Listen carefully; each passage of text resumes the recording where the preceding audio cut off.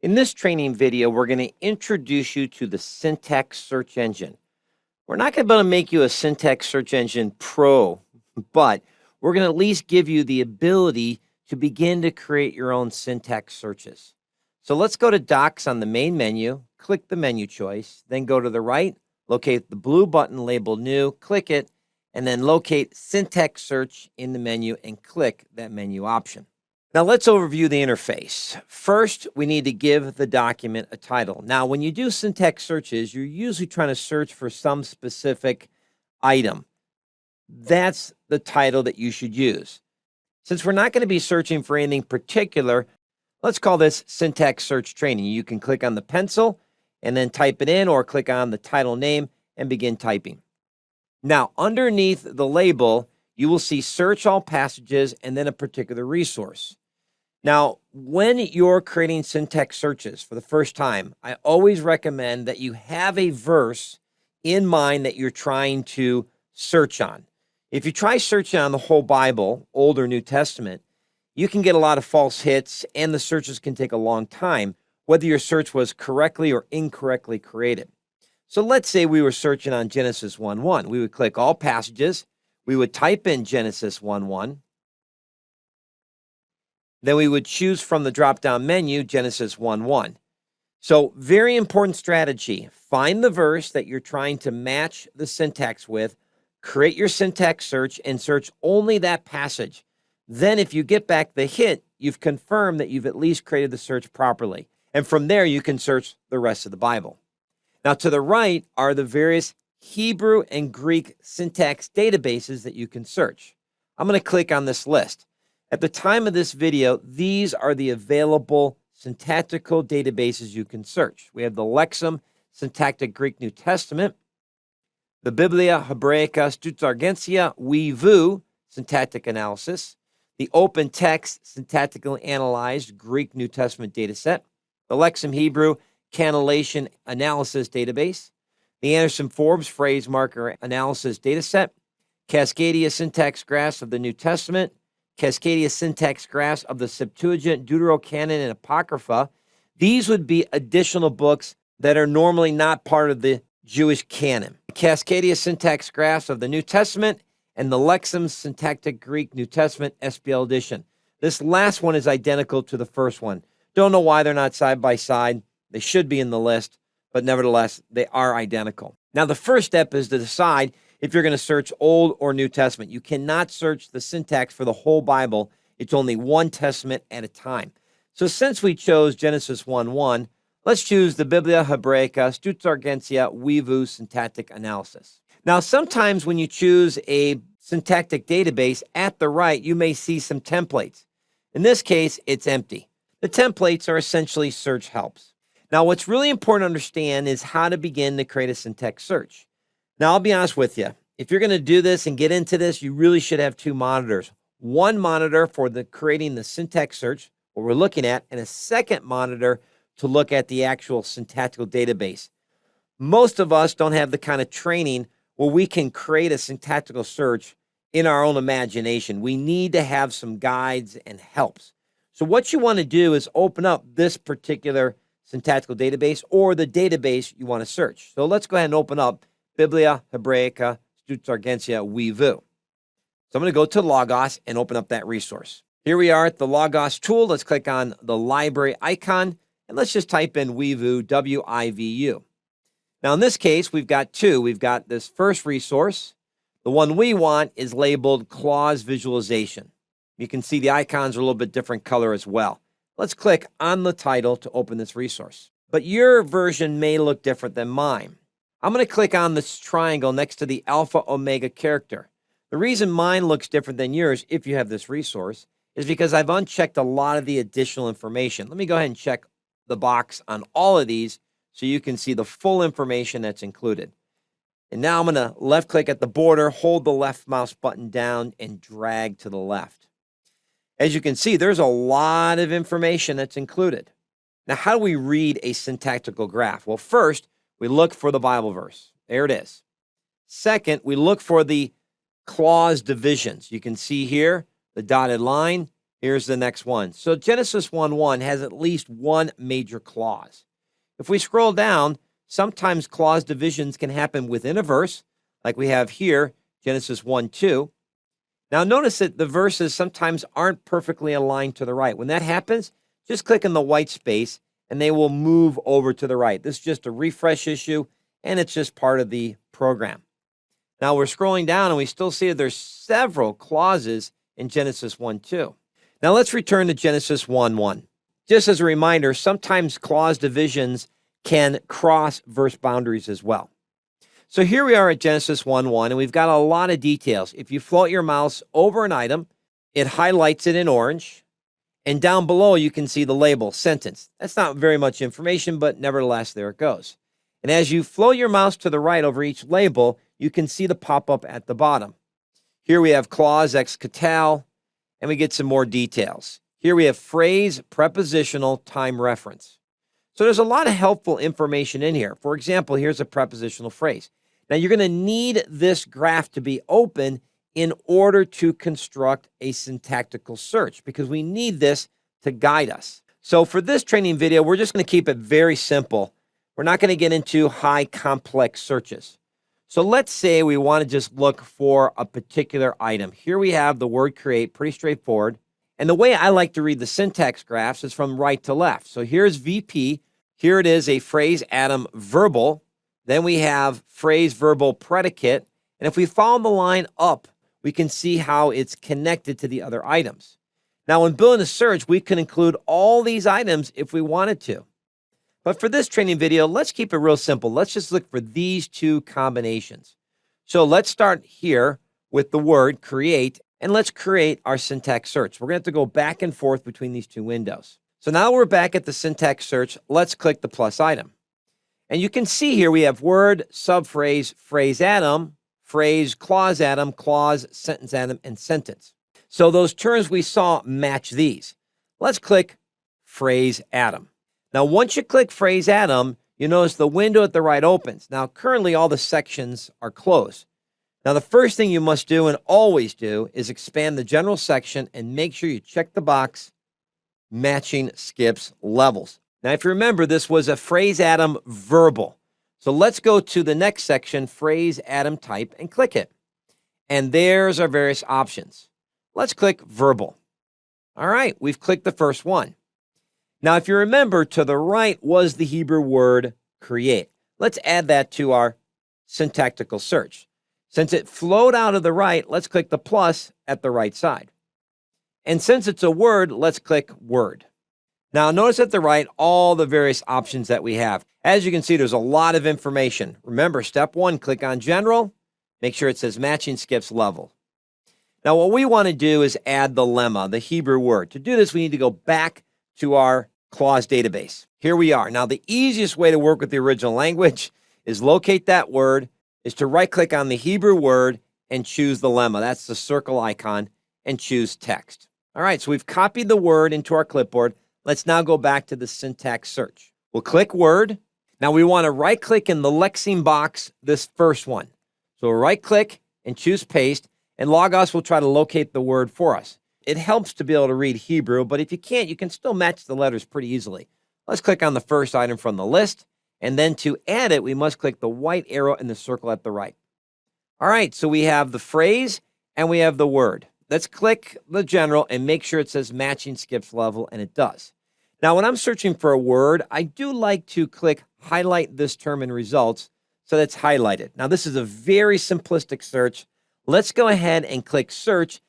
And remember, we're set to Genesis 1:1. If we did this part right, we should get a hit. So let's click search. And sure enough, there it is. So far, so good. So let's go look at our syntactical database. We can click here on the tab. Now, we've got this first part, phrase atom verbal. The next one is the phrase verbal predicate, and that's to the left. So let's add that to our syntax graph. Let's therefore return to the syntax search and create this phrase verbal predicate. So here we are at the phrase atom. We want to click on the plus to the left. Now, it said it was a phrase, so let's click phrase, and then click phrase again to select it so we get the options at the right. Expand general, make sure matching skips levels is selected, and it is, and let's click on phrase type. Now, it said it was verbal, so let's check verbal, but it also said it was predicate. So let's go to phrase function. And there it is, phrase function. So now we're discovering that those labels were telling us different types of information, telling us the phrase type and the phrase function. Well, let's go ahead and test our search by clicking on search. And if we're successful, we get a hit back. Now, this is very oversimplistic, but this is the basic idea in how you build a syntax search. What you're trying to do is find a verse, copy that pattern. Once you get the pattern, then you can search all the passages. Let's make one more change. Let's look at the Weavoo database. And this predicate was connected to this, a clause atom excatal.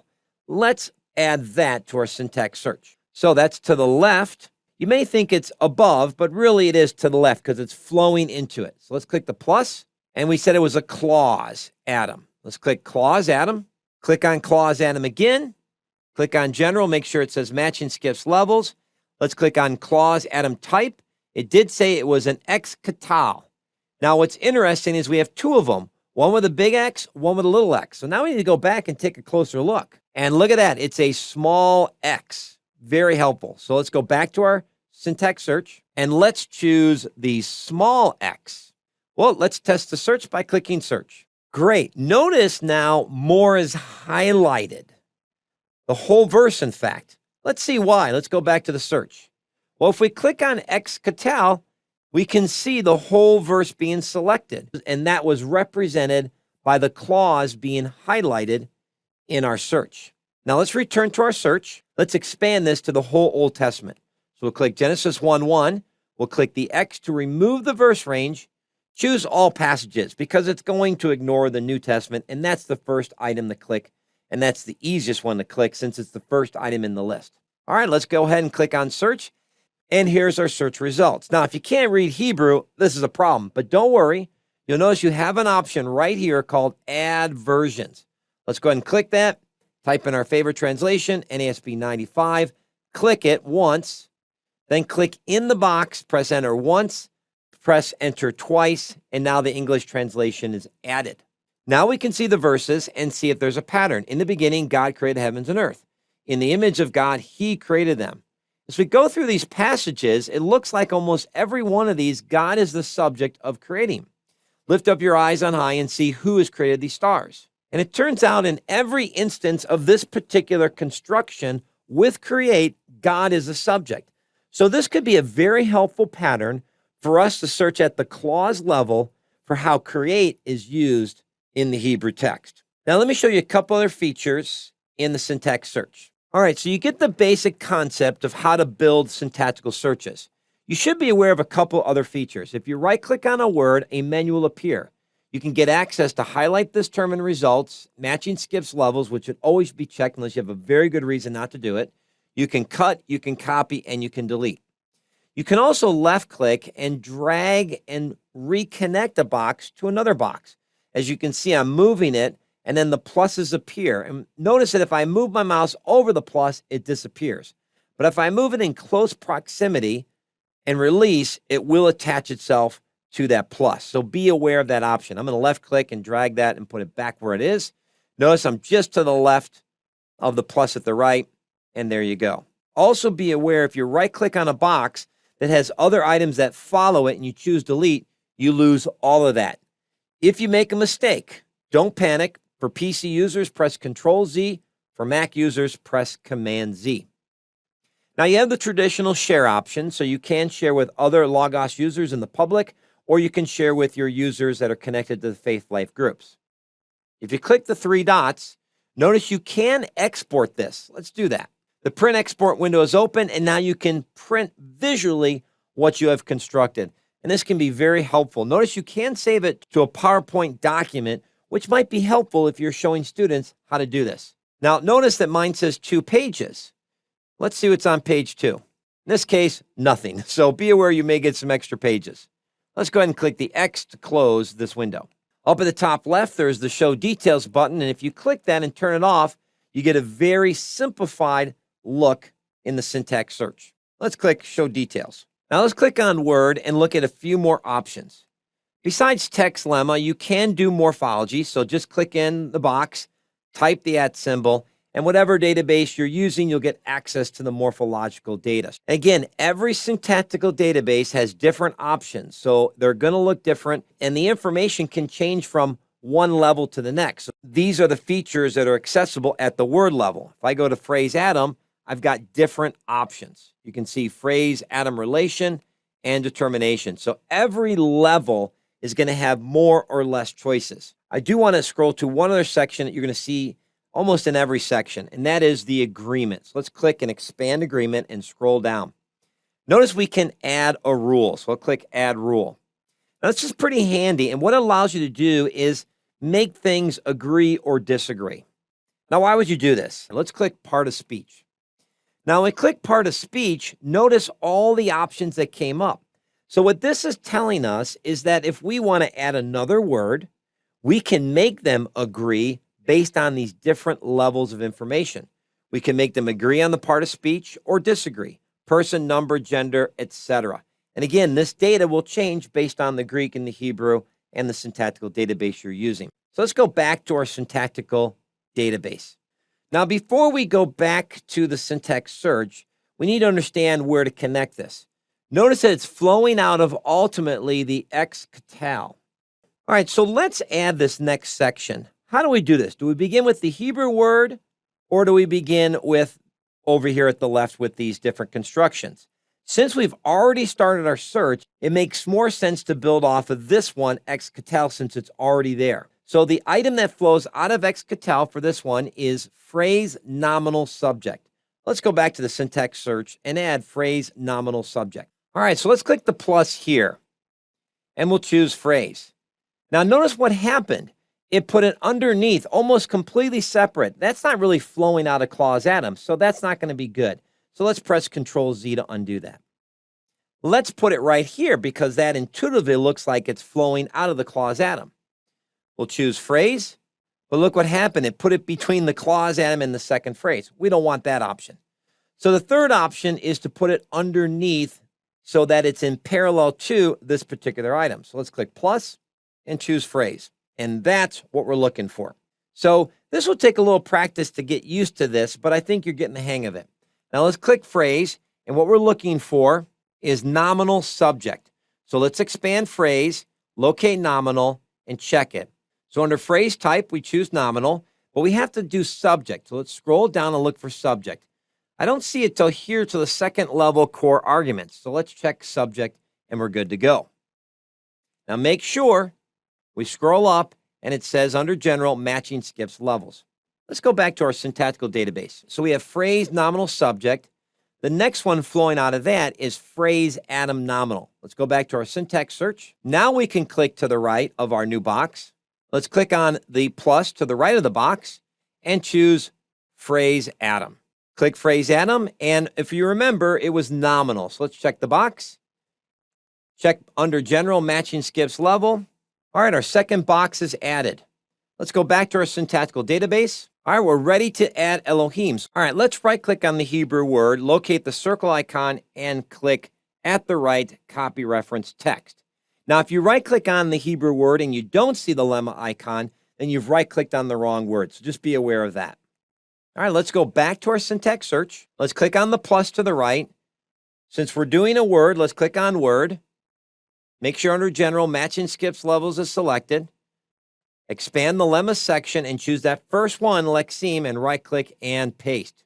Wait for Logos to match the word. Once you see the list, click the Hebrew word, then click the white arrow in the circle at the right. And like before, whenever we have a word level, I like to check, highlight this term in results. Now, the last search we ran, we did the whole Old Testament. We got to test this against our Genesis 1:1 passage.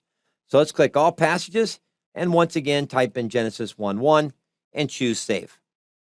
Now, in this case, we can see that we've got an option here. It says reference range name. Always make sure it matches the passage you're searching. Since it populated in there for us, we'll leave it as is. Click the white arrow in the circle at the right. The menu reappears. Notice it now says Genesis 1:1. Just click Genesis 1:1. All right, let's click search and see how we did on our search. Sure enough, We got back our search. Both words are highlighted. Now we can change it from Genesis 1:1 to all passages. And let's see if this pattern repeats anywhere beyond Genesis 1:1. And sure enough, in Genesis 2:3, which God had created, and Deuteronomy 4:32, that God created man on the earth. So we found this exact expression and this exact grammatical construction. Wow, this is very powerful. So the power of the syntax search is searching at the clause and phrase level. We're finding God and created in the same clause. We're not finding God and created in two different clauses, and those would be false positives. No, we're finding them in the same clause. And so our hits are more precise. We get fewer results, but they're more accurate results. Well, like I said, this is an introduction to syntax searching. There's a lot more you can do, a lot more you can explore. I definitely recommend going through each database, look at the various templates, and experiment with this. So before we wrap up, if you are interested in learning more, I have several webinars that go much more deeper into this with lots of different examples. Let me show you. We're here at the LearnLogos.com site. Just go ahead and type in the word syntax in the search box. Scroll down, and you'll see a couple search results. First, we have how to use the syntax search engine revised from Logos 7. Let's keep scrolling down. Here we have another one, syntax searching, beginner to advanced. And here's our third one, unlocking the syntax search engine. Now that's Logos 4, but I'll be honest with you, not much has changed from Logos 4 to Logos 9. They all function the same way. So each one of these training videos is going to be very helpful in helping you go to the next level in your syntax searching.